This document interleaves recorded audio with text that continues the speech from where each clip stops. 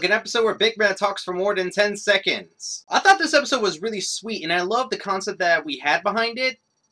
But I do have a few problems with this episode as a first impression. So the idea of the episode is that Applejack basically leaves in Manhattan to go take care of a friendship problem, leaving Applebloom to basically have no one to compete in the Sisterhood Social with.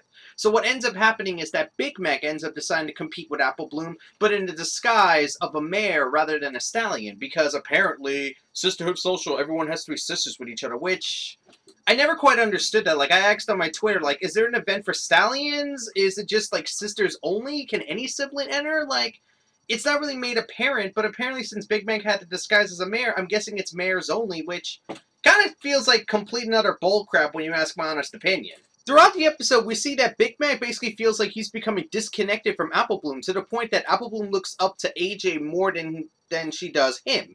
To the point that he almost feels like he's like, you know, a nobody, a nothing to Applebloom, at least in her eyes. I do like this concept, because it's definitely an interesting concept where Big Mac just wants to be seen as someone important in Applebloom's life, and that's honestly something any sibling would want.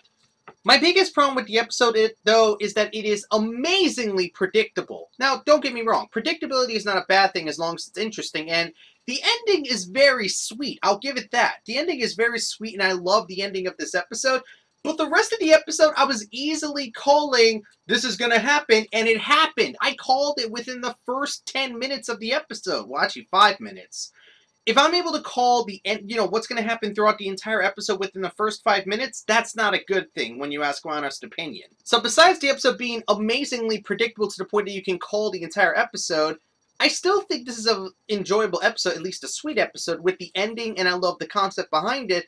But due to it being so predictable and the entertainment value not really being there, at least when it comes to the cringe comedy or stuff like that, because I know some people like it, for me, this episode is just one that I'll probably watch on occasion, but not one that I would call one of my favorites. Still love that ending, though, but because of how predictable and otherwise this episode is to me, I don't think I could call it one of my favorites of the season. Not a bad episode, just good, well, okay in many situations. So, all in all, I like this episode, but just not as much as I thought I would. And that's my speed impressions on Brotherhooves Social.